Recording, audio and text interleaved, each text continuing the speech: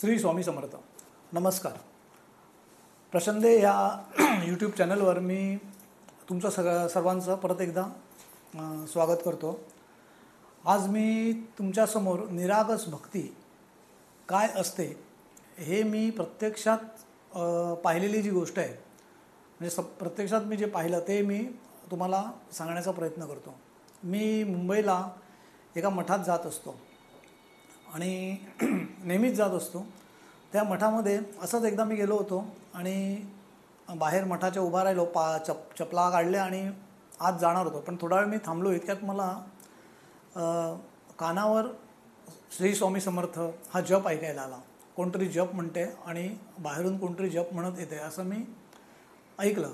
तर मी सहज उजव्या हाताला मान फिरवली आणि बघितलं तर एक मुलगा स्वामी समर्थांचा जप करत श्री स्वामी समर्थ श्री स्वामी समर्थ जप करत करत आला आणि पायऱ्यांवर चढला. म्हणजे मठ थोडासा 2-3-4 पायऱ्या वर चढल्यानंतर मठ आहे. तो 3-4 पायऱ्या चढला आणि आत मठात गेला. स्वामींच्या समोर उभा राहिला. स्वामींना पाया पडला. स्वामींकडे काहीतरी बोलला. ते काय मी लांब असल्यामुळे तो काय बोलत होता हे कळलं नाही. थोडा वेळ तो स्वामींच्या समोर उभा राहिला, बोलला, हसला.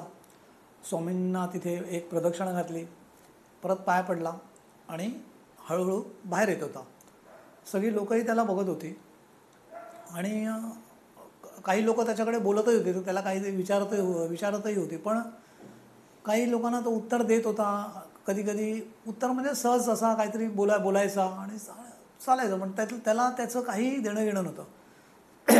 कोणाला उत्तर द्यायचा, कोणाला देत नव्हता, असं सरळ. आणि नंतर तो खाली उतरला, पायऱ्यांवरनं उतरला आणि जायला लागला. मी त्याला बघितलं. त्याच्या गळ्यामध्ये स्वामी समर्थांची एक छोटीशी फ्रेम होती आणि हातात त्याच्या टाळ होतं आणि तो ते टाळ वाजवत वाजवत स्वामी समर्थांचा जप करत करत जात होता.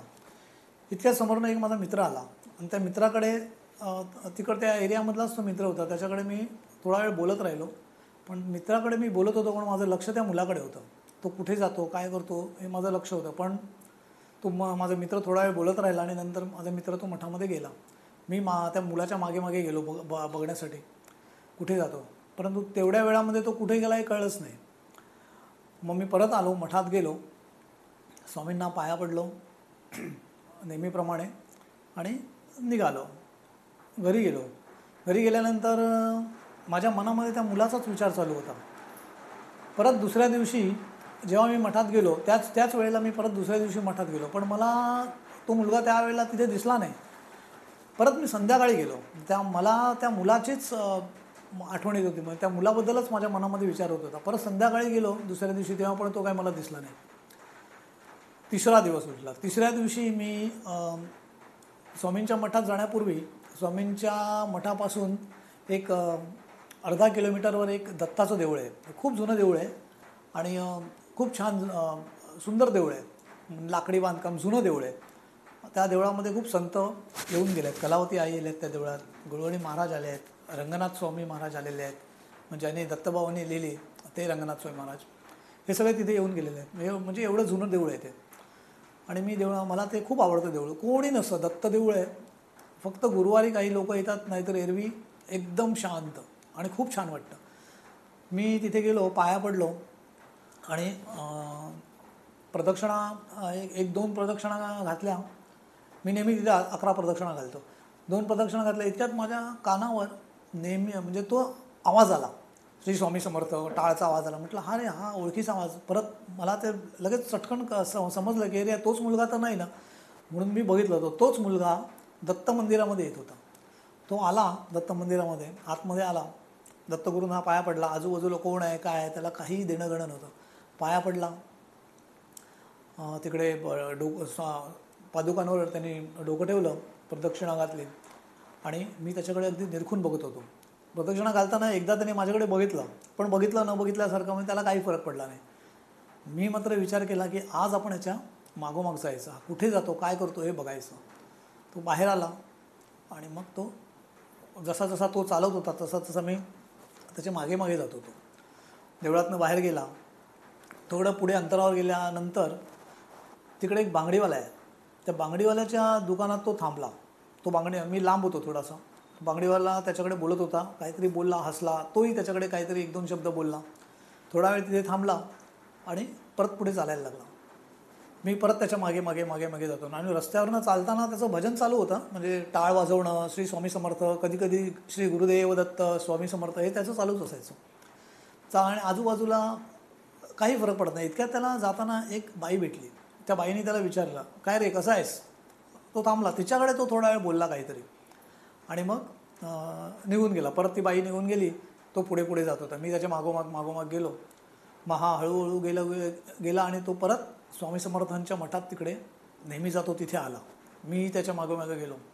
मठात गेला, पाया वगैरे पडला, स्वामींना प्रदक्षिणा घातली नेहमीप्रमाणेच आणि बाहेर आला आणि थोडा खाली उतरला. लोक त्याला नेहमीप्रमाणेच बघत होती.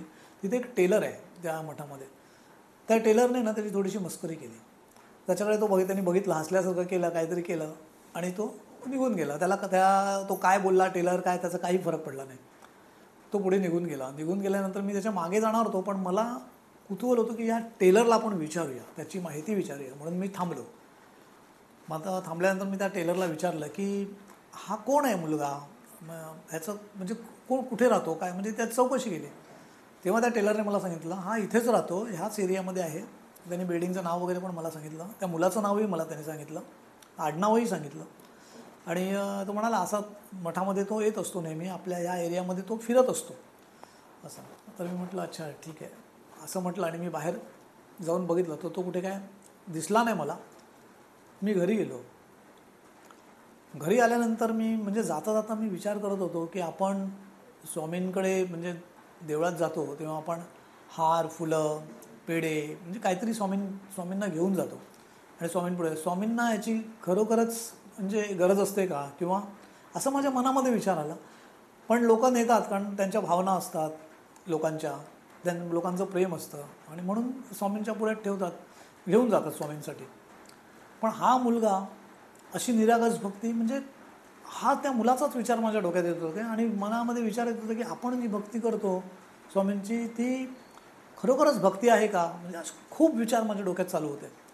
त्याच्यानंतर मी घरी गेलो. घरी गेल्यानंतर मी माझ्या मिसेसला सांगितलं की ना हे 2-3 दिवस झाले मी एका मुलाला बघतोय, तो असा फिरत गळ्यामध्ये त्याच्या स्वामींचा फोटो असतो. हां, त्या दिवशी मात्र तो जेव्हा दत्तगुरूंच्या देवळात आला होता तेव्हा त्याच्या गळ्यामध्ये दत्तगुरूंची फ्रेम होती आणि सुरुवातीला जेव्हा मी बघितलं तेव्हा त्याच्या गळ्यामध्ये स्वामींची फ्रेम होती.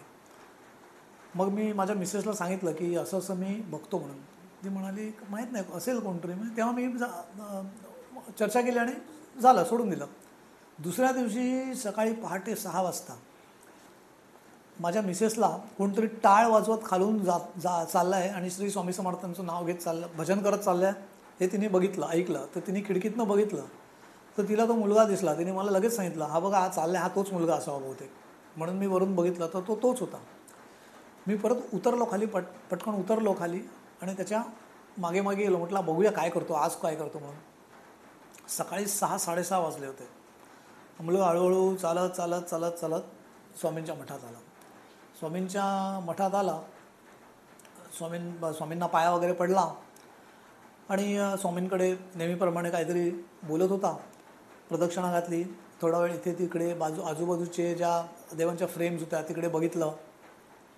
खाली उतरला आणि निघून गेला. नेहमीप्रमाणे तो पुढे गेला आणि निघून गेला. मी मात्र त्यावेळेला त्याच्या मागे गेलो नाही, कारण तो तिथेच त्या एरियामध्येच असतो. जेव्हा हे मला कळलं त्या एरियामध्येच असतो. आणि मग नंतर मी घरी आलो. घरी आल्यानंतर मग माझ्या डोक्यामध्ये एकच विचार होता की हा इतका निरागसपणा ज्या मुलामध्ये.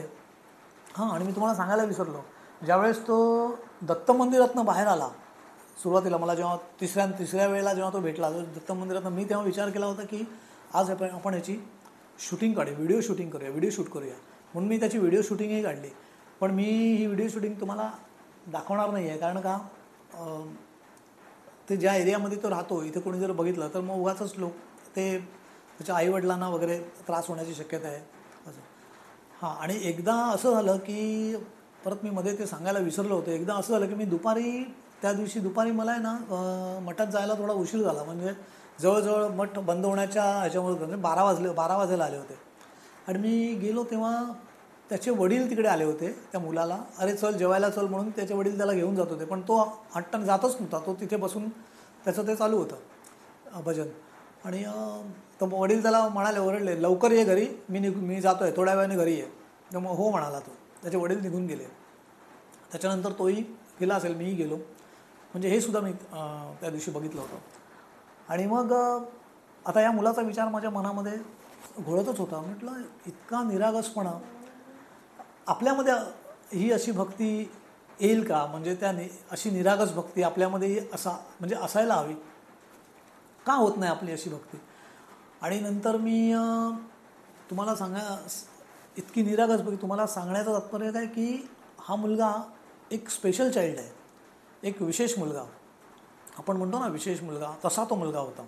पण त्याला अशी कितीतरी मुलं आहेत विशेष मुलं, पण त्याला काय इतर मुलांसारखा नव्हता. हा थोडा वेगळा होता. म्हणजे भक्तीशिवाय त्याला दुसरं काहीच माहिती नव्हतं.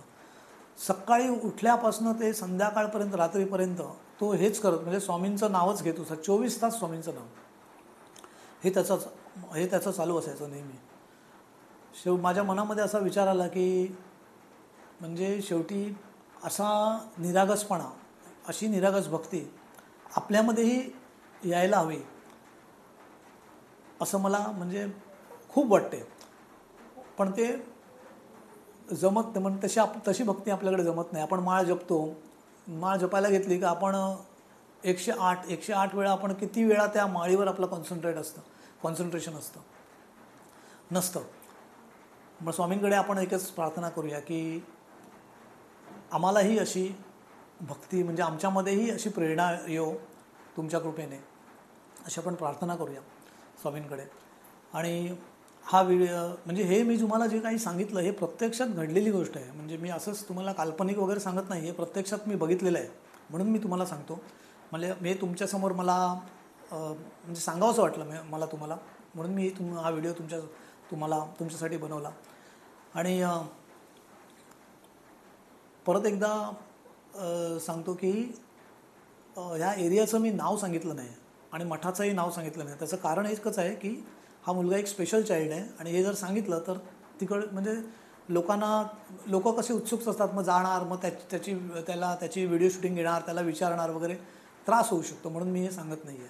हा व्हिडिओ जर तुम्हाला आवडला असेल तर नक्कीच शेअर करा, सबस्क्राईब करा आणि लाईक करा. श्री स्वामी समर्थ. नमस्कार.